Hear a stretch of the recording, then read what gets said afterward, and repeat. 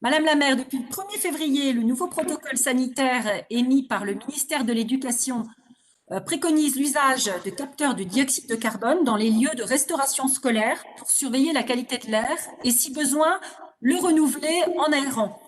Par ailleurs, plusieurs maires parisiens ont récemment fait installer dans les écoles maternelles et primaires de leurs arrondissements des purificateurs d'air pour apporter une réponse concrète à l'enjeu de santé publique de la propagation de la Covid-19. Ces dispositifs innovants ont vocation à favoriser l'assainissement de l'air dans les établissements scolaires où nos enfants passent une grande partie de leur journée. Ils ont aussi vocation à rassurer des parents préoccupés par la crise sanitaire persistante. Comme le dispose le Code de l'éducation, il appartient aux communes de réaliser les dépenses d'équipement et de fonctionnement des écoles publiques.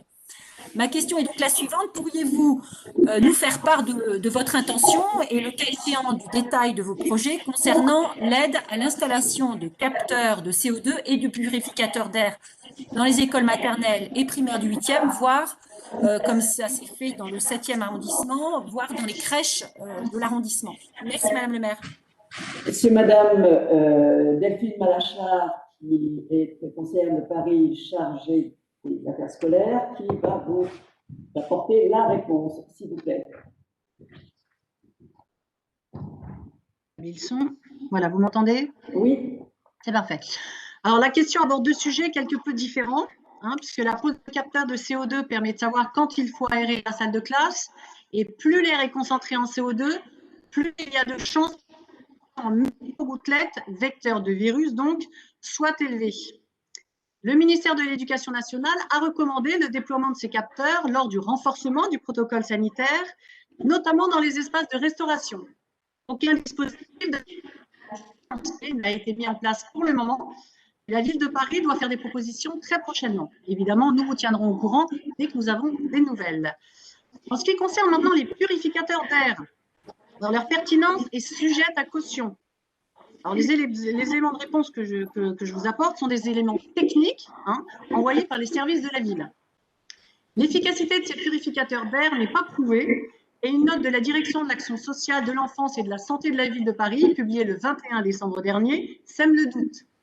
Elle explique que les purificateurs pourraient au contraire accentuer les risques de contamination. Je cite, « Les éléments scientifiques ne démontrent aucune efficacité des purificateurs en conditions réelles pour les particules, les composés chimiques et les micro-organismes, les virus. » Dans un communiqué de presse de novembre 2020, l'Institut national de recherche et de sécurité précise que dans le contexte de crise sanitaire liée au Covid-19, ces appareils génèrent un brassage d'air susceptible de disperser les gouttelettes potentiellement vectrices de virus. Maintient aujourd'hui la ville de Paris. Nous sommes tous pour la réduction de la pollution dans Paris et spécifiquement dans les écoles. C'est pour ça d'ailleurs que nous menons des projets comme les fameuses rues aux écoles. Merci. Merci Madame Malachard pour cette réponse. Alors, vous évoquez l'argument budgétaire. Alors, c'est vrai qu'on a eu une année finalement avec peu de budget destiné, en tout cas dans la mairie du 8e, à tout ce qui est frais de bouche, puisqu'on a eu très peu de manifestations voilà, qui ont puisé dans notre budget frais de bouche. Donc, je propose, enfin, je suggère, si jamais nous avions besoin, vous envisagiez de faire une expérimentation, visiblement, vous ne le souhaitez pas en ce qui concerne les purificateurs d'air, mais pourquoi pas pour les capteurs de CO2, à ce moment-là, vous pourriez tout à fait les faire financer par ce budget. Ben, nous attendons justement la réponse de la ville de Paris. Voilà. Donc, on vous tiendra au courant. C'est le budget, vous l'avez bien entendu. Oui, mais ça fait partie, vous voyez ce que je veux dire.